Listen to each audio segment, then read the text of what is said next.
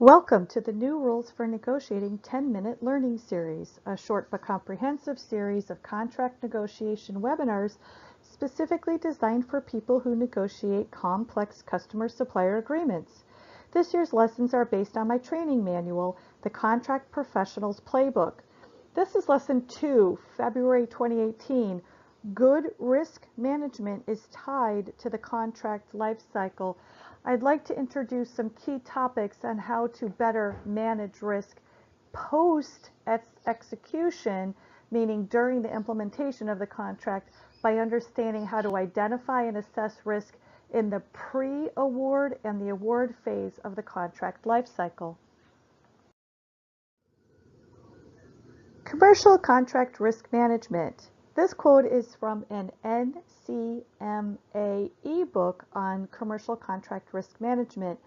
Quote, commercial contractual risk management involves the calculated actions to reduce the severity, frequency, and unpredictability of damages, losses, and claims, unquote.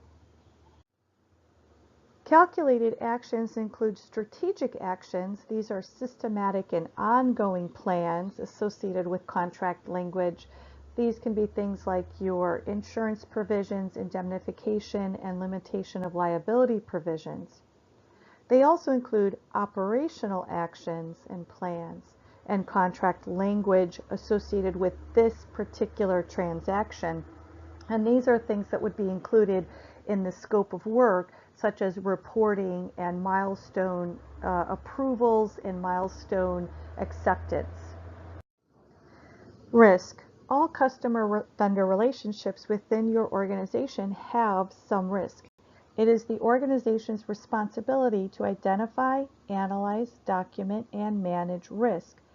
Your organization's leaders are the owners of the business decisions with respect to risk in vendor-customer contracts. The ownership extends to the risk decisions. Organizational leaders should be comfortable with the decisions that you make with respect to the risk profile identified by using your organization's processes. Then that risk profile is then monitored post-execution. If you don't have a risk identification and assessment process, please reach out to me because I have many tools that could potentially help your organization. The contract manager's goals. The contract manager's goals are to protect the organization and reduce or eliminate exposure to loss by identifying, assessing, and monitoring contract risk on behalf of your organization. Now, this is important because the contract manager needs to protect and reduce and eliminate exposure to the loss. So we can sometimes have risk events that don't necessarily have an associated loss, but we really want to be able to reduce the associated loss by identifying the risk event, assessing it, and monitoring it throughout the duration of the contract. The key to success for people who manage contracts post-execution and those who draft and negotiate the contract is to work together to identify these potential risks and associated losses to ensure that your organization is protected. This is key, with the inclusion of relevant contract language. Again, the goal is to work together, so including the person who manages the contract post-execution with the stakeholders who would develop the scope of work and the proposal in response to an RFP, so that the potential risks and losses are identified and protections are in place with the inclusion of relevant contract language. Now, the word ensure might mean that others in your organization do the analysis, and then the contract manager would then manage that risk or monitor that risk post-execution. Risk management in the contract life cycle. Risk is best addressed when properly identified, analyzed, and documented in the pre-award phase. Now, this is true for customers and for suppliers. So for customers, it's in the development of the contract requirements that would go out in request for proposal, and for suppliers, it's in the proposal that is submitted for consideration in request for proposal from that organization. So this is a key element that I personally believe contract managers ought to be involved in to help identify risks in the implementation phase. If the risk is not identified until the post-award phase, it could be much more difficult to manage that possibility of loss. Identifying risk.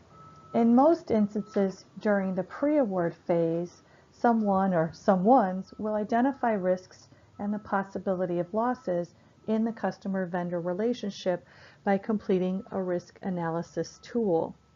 So my question to you is, as a contract manager, are you aware of the tool that's being used to analyze and address risk? Pre-award 2 considerations. In general, the organization should consider whether, and by organization I mean either the customer or the supplier, 1, it is possible to avoid the contract risks completely, or 2, to accept a probability of the risk's occurrence and then plan actions which would mitigate or control the risk's potential impact in the delivery of goods or services, and as outlined in the contract language. Now this is critical because in order to get really good control over risk and the potential loss, not only does the risk need to be identified, but it needs to have provisions outlined in the contractual language as well as simply in a project or contract management plan. Award. Once the risk is identified, those who draft and negotiate the contract choose the right contract template to address the risk, and the negotiations about contract language begins. So for very common types of risks, the template may address the risk and associated loss sufficiently. With an uncommon or an unusual risk or a heightened but common risk, the negotiators may need to create more robust language in the contract starting from the template. And as the contract manager, your job would be to recognize any changes to template language that would indicate to you a heightened risk or an uncommon or unusual risk. The contract language. The chart is adapted from a list of some contract provisions in the NCMA article that I spoke of earlier, where I quoted in the presentation. The ebook is Managing Contractual Risk Issues. Now, these are provisions that can help monitor risk or reduce the impact of losses in the event that there is a risk that occurs. According to the author of the ebook, quote, the language in each of these provisions needs to be very carefully crafted to ensure appropriate commercial contractual risk management. Attention must be given to the contractual and legal substance of these provisions, as well as the form and format of the language of these provisions. Both are important, unquote. So what we're trying to convey with this chart and that quote is that understanding each of these contractual provisions when you are the contract manager will help you monitor, manage, and control risk and any associated losses.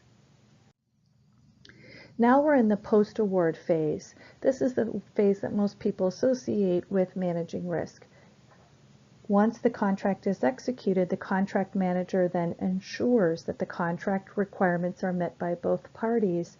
This is true for the customer as well as for the supplier. This is a risk monitoring template. It's a template that I created for a client of mine, and we work from the far left, column A, all the way over to the far right, column L. And each column has information that's relevant to the risk that's identified in column A.